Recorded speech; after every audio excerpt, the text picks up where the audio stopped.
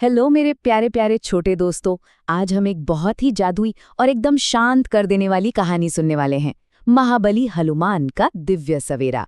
आज ना हम एक ऐसे नन्हे और प्यारे से बच्चे की कहानी सुनेंगे जिसका जन्म एक बेहद खूबसूरत हरे भरे जंगल में हुआ था। तो क्या आप तैयार हैं इस प्यारे से सफर पर चलने के लिए? चलिए शुरू करते हैं। अच्छा, क्या आपने कभी सुबह सुबह उठकर आसमान में उस चमकते हुए सुनहरे और प्यारे से सूरज को देखा है? कभी ये सोचा है कि अगर हम उसे छू पाएं तो कैसा लगेगा? है ना, ये एकदम जादू जैसा ख्याल, बिल्कुल सपनों की तरह।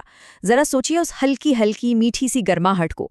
पता है, हमारी आज की कहानी के जो नन्हे हीरो है ना, उन्होंने भी बिल्कुल बिल्कुल ऐसा ही महसूस किया था। ये बहुत समय पहले की बात है। माता अंजनी और वानरराज केसरी ना बहुत ही शांति से अपनी प्रार्थना कर रहे थे। और फिर पता है क्या हुआ? भगवान शिव के आशीर्वाद से एक बहुत ही सुंदर दिव्य रोशनी चमकी और वो पूरा का पूरा जंगल एक जादुई चमक से भर गया।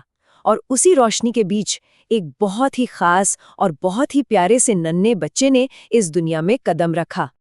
उस नन्हे बच्चे के आने की खुशी में ना पूरी की पूरी प्रकृति खुशी से झूम उठी। आसमान से देवताओं ने रंग बिरंगे सुंदर सुंदर फूलों की बारिश की। सोचो कितना प्यारा नजारा होगा वो। जंगल के सभी जानवर, छोटे छोटे पक्षी, सबके सब बहुत खुश थे। और ये जो हमारा नन्हा बच्चा था ना, ये बहुत ही चंचल और एकदम एनर्जी से भरा हुआ था। वो बस अपनी बड़ी बड़ी आंखों से अपने आसपास की हर चीज को देखते रहना चाहता था। फिर हुआ कुछ यूं कि एक सुबह हमारे इस नन्हे और चंचल से बच्चे को ना बहुत जोरों की भूख लगी। उसने आसमान की तरफ देखा और अपनी मासूमियत में एक बहुत ही प्यारी सी गलती कर दी। उसे लगा कि आसमान में वो जो चमकता हुआ सूरज है ना, वो कोई बहुत ही स्वादिष्ट, रसीला और चमकता हुआ बड़ा सा फल है।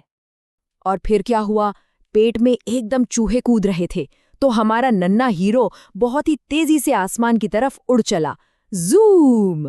उस गर्म और चमकती हुई रोशनी को पकड़ने की उसकी वो मासूम सी कोशिश इतनी तेज थी कि ऊपर आसमान में बैठे देवता भी ना एक पल के लिए थोड़े से घबरा गए कि अरे ये क्या हो रहा है। ये उड़ान सच में बिल्कुल जादू जैसी थी। अब जब वो नन्हा बच्चा इतनी तेजी से आसमान में उड़ रहा था, तो उन्हें सुरक्षित नीचे लाने के लिए देवराज इंद्र ने अपना वज्र उनकी तरफ फेंका। और वो वज्र बहुत ही हल्के से, एकदम नरमी से उनकी ठुड्डी, जिसे हम हनु भी कहते हैं, वहां पर लगा। और जैसे ही वो धीरे धीरे हवा में तैरते हुए वापस जमीन पर आए ना, तो उन्हें एक बहुत ही प्यारा और नया नाम मिला, हनुमान। इसके बाद अचानक से ना पूरी दुनिया बिल्कुल शांत हो गई, एकदम सन्नाटा। पता है क्यों? क्योंकि हमारे नन्हे हनुमान जी के जो पिता थे, वायुदेव यानी हवा के देवता, वो अपने प्यारे से बेटे को ऐसे गिरता हुआ देखकर बहुत परेशान हो गए। उन्होंने अपने बेटे के प्यार और चिंता में पूरी दुनिया की हवा को ही रोक दिया। हर तरफ एकदम गहरी शांति छा गई। पेड़ों के पत्ते हिलना भी बिल्कुल बंद हो गए।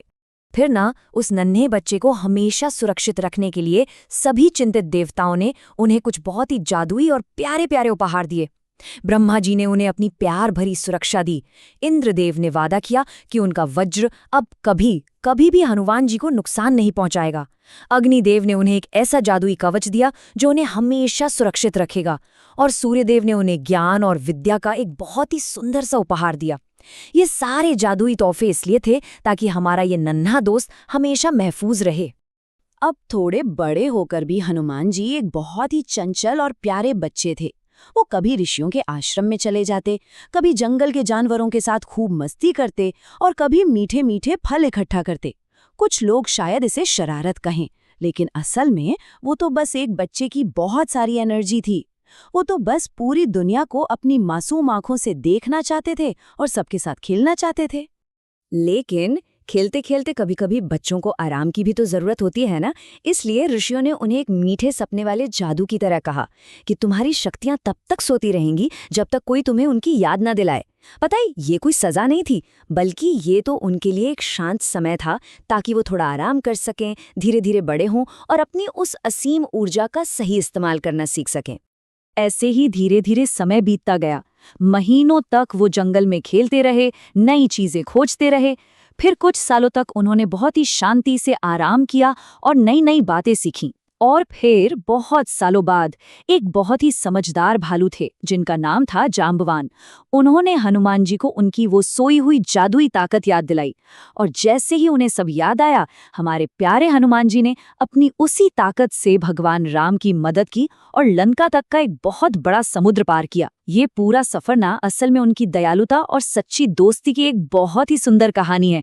तो अब जब हमारी आज की ये प्यारी सी कहानी पूरी होती है, तो जरा आंखें बंद करके सोचिए कि कल सुबह जब आप उठेंगे तो दूसरों की मदद करने के लिए और उनके साथ दयालु बनने के लिए अपनी उस ढेर सारी एनर्जी का इस्तेमाल कैसे करेंगे। क्योंकि दूसरों की मदद करने में जो जादू छिपा है ना, वो इस दुनिया में सबसे ज्यादा खास है। आज की इस जादुई कहानी से यही प्यारी सी बात याद रखते हुए अब समय हो गया है एक बहुत ही मीठी और सुकून भरी नींद का। शुभ रात्रि, अच्छे सपने देखिएगा।